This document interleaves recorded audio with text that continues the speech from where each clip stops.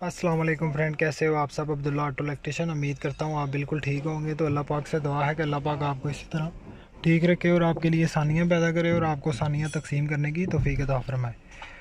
Toyota Corolla गाड़ी है, 2015 model है। आज की वीडियो बहुत ही इंपॉर्टेंट है, वीडियो को आप पूरा देखें ताकि आपको वीडियो से फ़ायदा हासिल हो।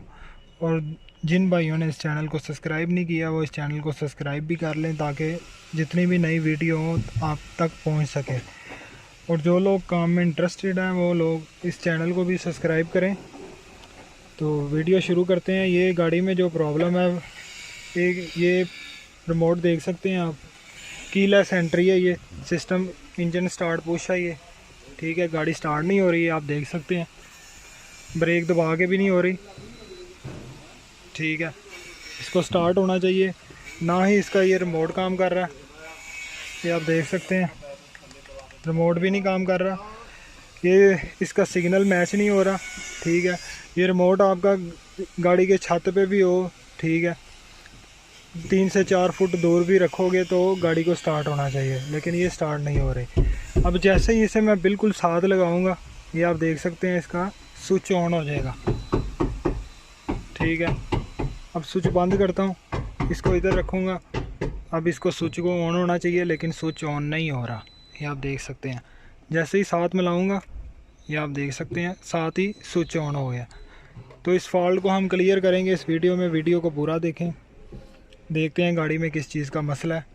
तो अब पहले एक दफ़ा मैं डायग्नोस भी कर लेता हूँ ताकि थोड़ा आसानी हो जाए हमें काम करने में। डायग्नोस पे लगा दिया हुआ है मैंने। देखते हैं इसमें किस चीज़ का कोड आ रहा है, तो फिर उस कोड को हम रीड करेंगे।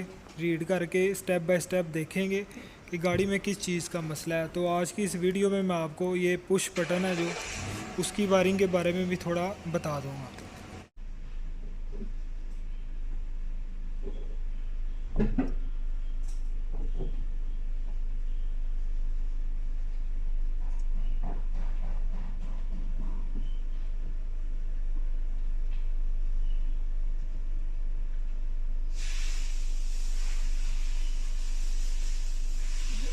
100 पूरा हो गया डायग्नोस। इसको अब एंट्री स्टार्ट में कोई कोड नहीं आ रहा, फिर भी हम इसको एक दफ़ा क्लिक करके चेक कर लेते हैं। ये आप देख सकते हैं ये एंट्री स्टार्ट, इसको ओके करेंगे। यहाँ से हम चेक कर लेते हैं कि कोड आ रहा है कि नहीं आ रहा।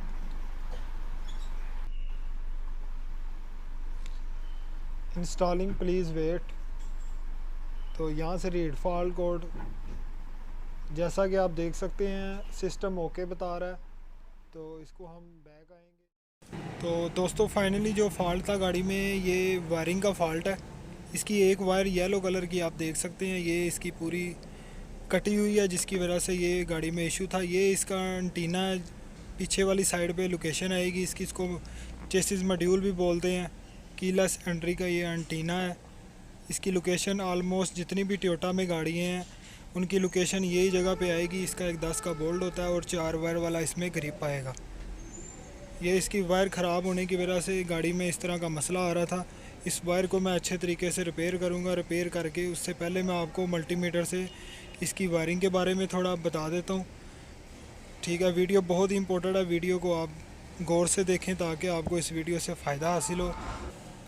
ये इसकी 4 वायर हैं। ये पूरा सिस्टम किस तरह चलता है, ये चारों वायर इसकी जाएंगी जो IPDM है, जो इसका स्टीयरिंग के नीचे फ्यूज़ बक्स है, उसके पीछे जो स्मार्ट की का कंप्यूटर है जिससे पूरा सिस्टम कंट्रोल होता है, ये चारों वायरें वहाँ जा रही हैं। और ये पूरा सिस्टम किस तरह चलता है ये इंशाल्लाह ताला मैं अगली वीडियो जब भी बनाऊँगा इस टॉपिक पे बनाऊँगा, ये स्मार्ट की का पूरा सिस्टम किस तरह चलता है। तो अभी मैं फ़िलहाल ये 4 वायर हैं, इसको मैं मल्टीमीटर से आपको बता देता हूँ इनमें से कौन सी वायर में करंट आएगी और कौन सी वायर में ग्राउंड आएगा। तो इसके बाद आपको मैं पुश बटन की वायरिंग के बारे में भी थोड़ा सा बता दूंगा। तो इंशाल्लाह ताला नेक्स्ट जब भी वीडियो बनाऊंगा ये पूरे सिस्टम पे बनाऊंगा। ये पूरा सिस्टम स्मार्ट की एंट्री का जो है, स्मार्ट की लेस एंट्री का सिस्टम किस तरह चलता है।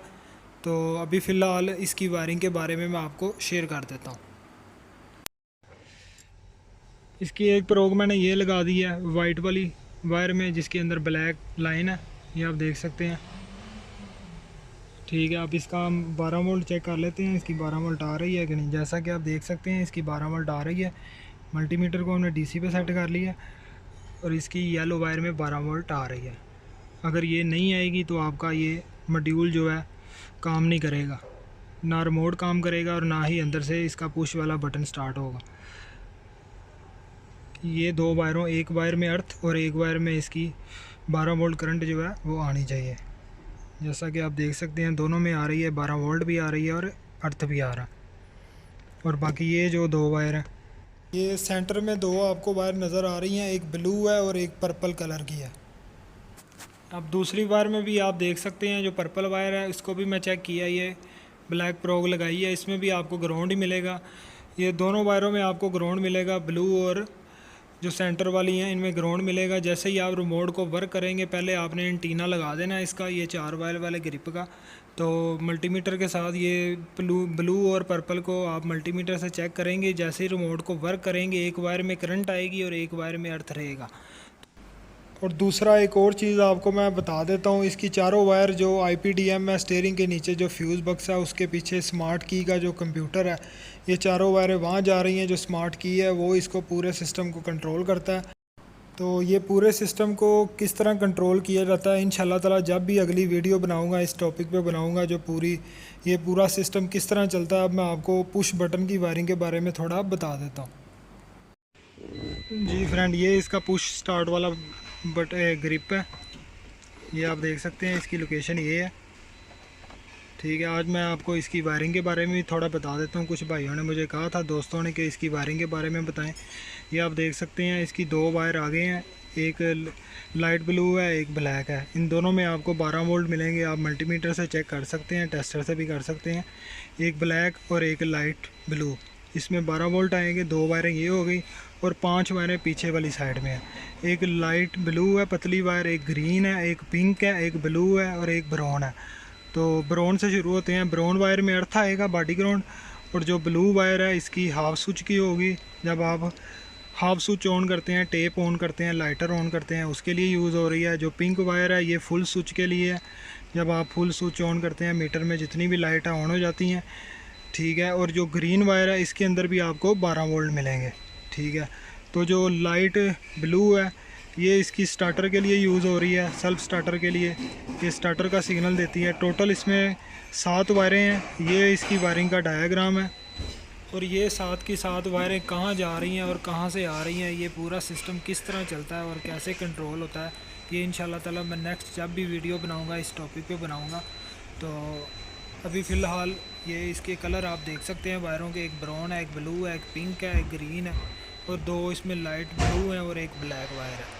اب میں گاڑی کو پورا فٹ کروں گا، فٹ کر کے میں اس کا ریموٹ چیک کروں گا، ریموٹ اس کا صحیح کام کر رہا ہے کہ نہیں۔ گاڑی پوری فٹ کر دی ہے، گاڑی میں جو فالٹ تھا وہ الحمدللہ کلیئر ہو گیا ہے۔ یہ اس کا ریموٹ ورک کر رہا ہے، آپ دیکھ سکتے ہیں، لاک بھی ہو رہا ہے اور ان لاک بھی ہو رہا ہے۔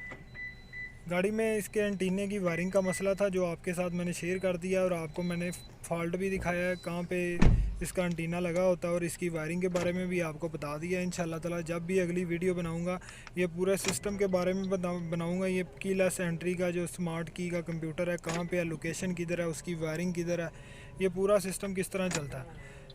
تو ابھی آپ دیکھ سکتے ہیں پورا صحیح طریقے سے کام کر رہا ہے۔ گاڑی کو بھی سٹارٹ کرتے ہیں، گاڑی دیکھ سکتے ہیں سٹارٹ ہو گئی ہے۔